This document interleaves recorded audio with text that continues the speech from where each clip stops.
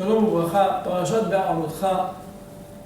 וידבר השם אל משה, דבר אל אהרון ואמרת אליו, והעלותך את הנרות אל מול פני המנורה, יאירו 7 הנרות. דבר ראשון, יש פה מושג ויש פה יסוד בחינוך לגבי המנורה.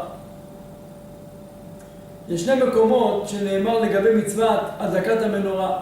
בפרשת תרומה, יערוך אותו אהרון ובניו מערב עד בוקר, ואילו פה משה רבנו מצווה לאהרון בהעלותך את הנרות, להדליק את המנורה.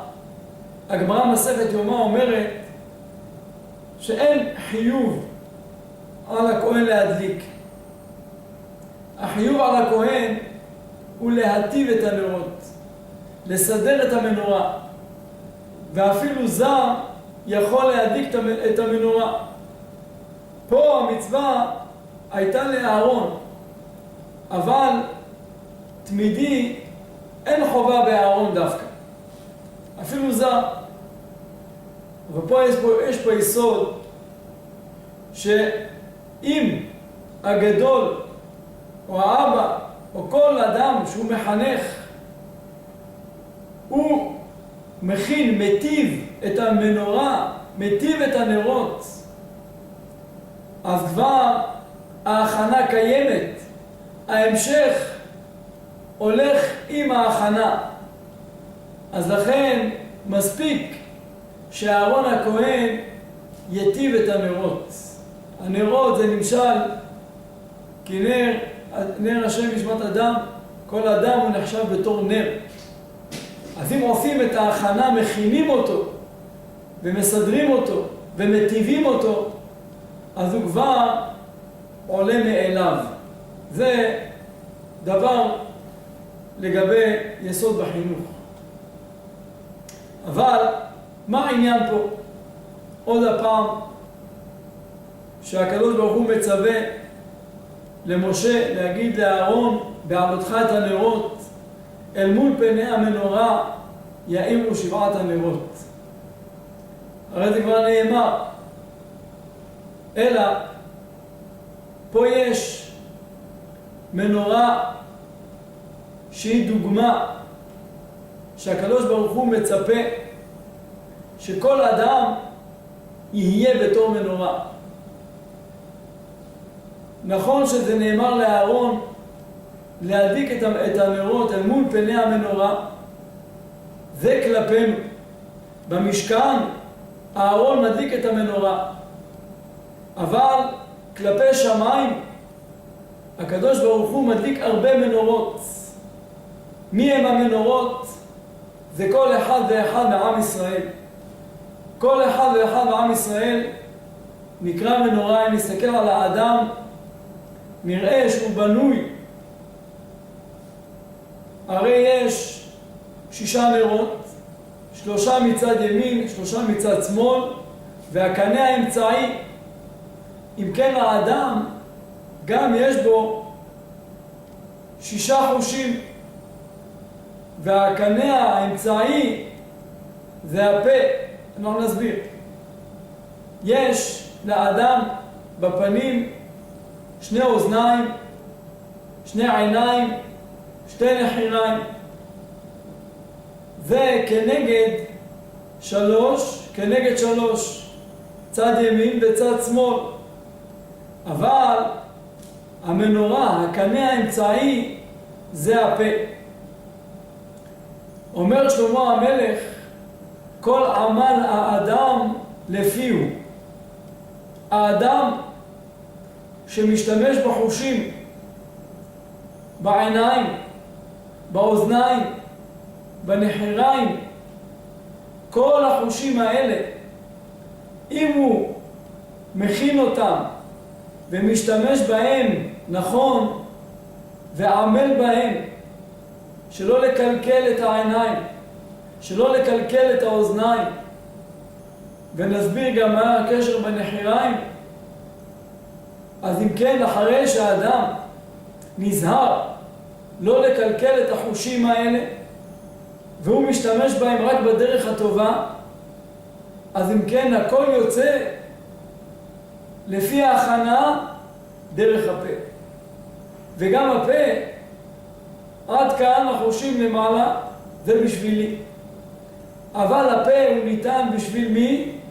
בשביל אחר, בשביל לתת לאדם אחר. יש אדם שלומד דרך העיניים, לומד דרך האוזניים, הכל זה עדיין בשבילו. אבל הפה, למה ניתן? הפה ניתן בשביל אדם אחר. אז כל עמל האדם לפיהו.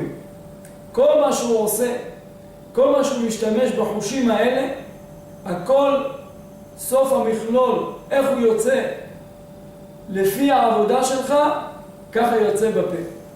זה כל העמל האדם לפיהו.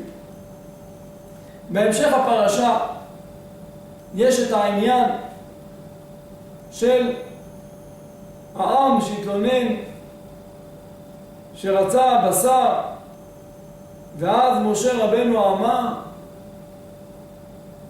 איפה ניתן להם בשר? הצאן ובקר ישחט להם ומצא להם. אמר לו הקדוש ברוך הוא, אספה לי 70 איש מזקני ישראל. מה העניין?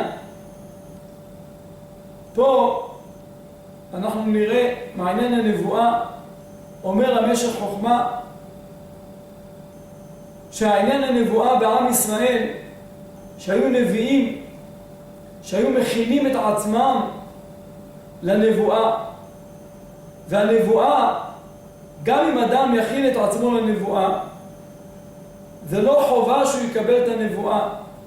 זה מצד שהחן שבורא עולם משפיע על נבואה, אז זה רק מתנת חינם. זה לשון חן, מתנת חינם, שהוא משפיע את השפע האלוקי לתת נבואה לעם, לאלה שמכינים את עצמם.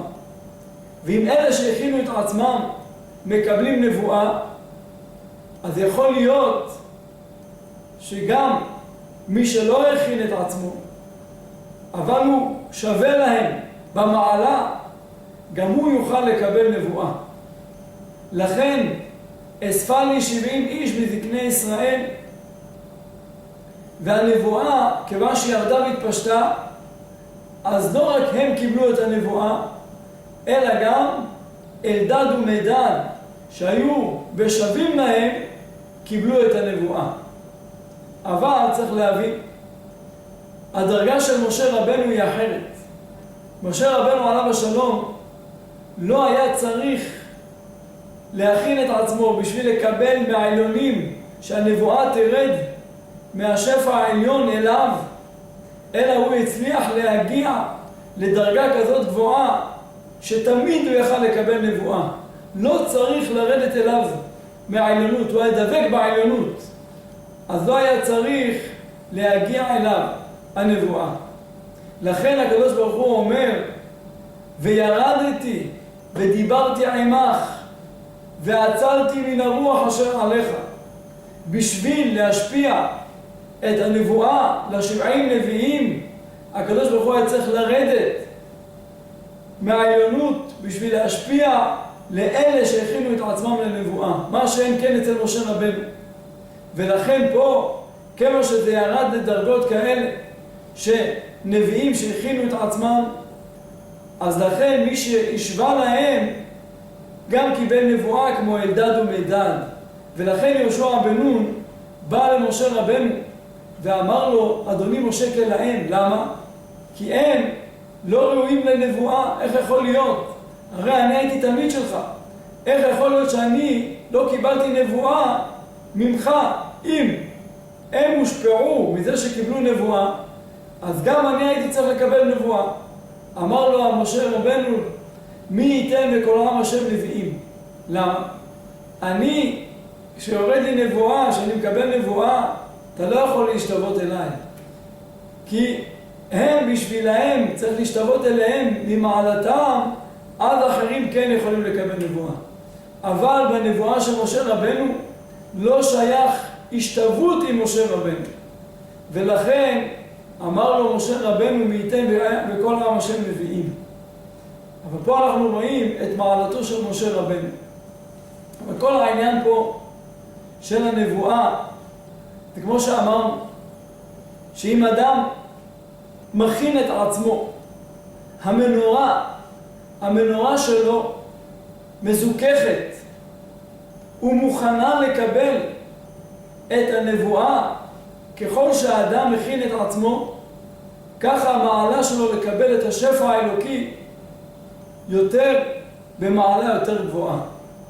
אם כן משה רבנו עליו השלום, המנורה שלו הייתה שלמה, גם מצד העיניים, גם מצד האוזניים, גם מצד האף וגם מצד הפה, כולו לתת לאחרים.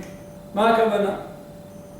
שהרי משה רבנו הוא היה ענב מכל האדם, ועל זה אומר בישעיה, ואל זה הביט אל עני ומנחה רוח וחרד על דברים.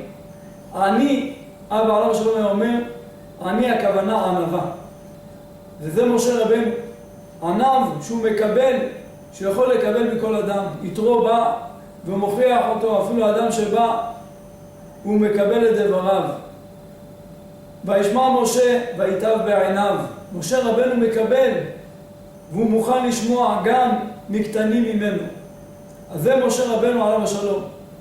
האף ומנחה רוח, אדם שהוא שפל ברך, שפל קומה. אבל אחר כך הפה, פה אל פה אדבר בו. כמו שאבא עליו השלום היה אומר, שכיוון שמשה רבנו היה בטל כלפי בורא עולם כעין, אז לכן, וגם לא היה בו דברים נגד השם יתברך, הכוונה אין בו מחשבות אחרות חוץ מעבודת השם יתברך, אז לכן הדברים שנכנסו לאוזנו של משה יצאו כמו שהם נכנסו בדיוק. ולכן נאמר במשה רבנו עליו השלום, פה אל פה אדבר בו, במראה ולא בחידות, כמו שנסביר עכשיו את העניין של מרים. זה משה רבנו עליו השלום. אבל מה טענתה בסוף הפרשה של מרים? זה קשור לתחילת הפרשה. ותדבר מרים ואהרון במשה על אודות האישה הכושית אשר לקח. ומרים אומרת, רק אך במשה דיבר השם, הלא גם בנו דיבר השם, וכולי וכולי. ואז הקדוש ברוך הוא נגלה, צאו שלושתכם, מה העניין? אלא, הנה מכאן אנחנו רואים שמשה רבנו עליו השלום, המנורה שלו הייתה שלמה. גם בפה היה מדבר דברים מתוקנים, אבל הם נכשלו בזה. הפה שלהם דיבר דברים לא טובים על משה. אז הנה המנורה שלכם היא לא מתוקנת כמו משה רבנו. ולכן אמר להם הקדוש ברוך הוא, אם יהיה נביאכם במראה אליו אתוודע, בחלום אדבר בו. לא כן עבדי משה, פה אל פה אדבר בו, במראה ולא בחידות, ותמונת השם יביט, ומדוע לא יראיתם לדבר בעבדי ממשה. אז אם כן, מה אנחנו רואים מכאן? אצלהם נאמר במראה, אצל הנביאים, הקדוש ברוך הוא נראה במראה. מה זה מראה? יש מסך מאחורה, שאדם רואה את עצמו. הנביאים היו מקבלים נבואה, לפי המעשים שלהם היו יכולים לראות מה רוצה מהם השם. היו עושים מעשים להראות את הנבואה. אז לפי מה שהם היו רואים במראה את עצמם, כך היו מתנבאים. אבל משה רבנו, במראה אליו אתוודע, הראייה, הספקלריה מאירה, הוא רואה כלפי חוץ, הכל אצלו ברור, בלי לראות לפי מעשים, בלי לראות לפי מראות שמזה הם צריכים להבין דברים, אלא הכל ברור. וזה מה שאמר בורא עולם למרים. אתם עדיין צריכים, או שהמסך שלכם גם, במראה הכוונה, כמו שהספורנו מסביר עליו השלום, שאומר שבמראה הכוונה זה בלשון נקבה, זה בשם אלוקים, בשם אסתר, אז זה נקרא במראה אליו אתוודע. אבל לא כן עבדי משה, במראה, מה זה במראה? בשם י' כ' ו' כ', שזה הספקלריה מאירה. אז לכן, איך לא יראיתם לדבר בעבדי ממשה? שהמנורה שלו היא מושלמת, ולכן גם אחר כך בפרשה הבאה, בפרשת שלח לך, במרגלים, גם הם חטאו בלשון הרע, שהוציאו דיבה על הארץ. אז לכן ראה בורא עולם שהמנורה שלהם גם לא מתוקנת, אז לכן מביא להם פרשת ציצית. את הפה לא תיקנתם, משהו שגם העיניים שלכם לא מתוקנים. אז לכן מה? אתם צריכים ציצית לחסות ולתקן קודם כל את העיניים, בפני שאתם באים לתקן את הפה.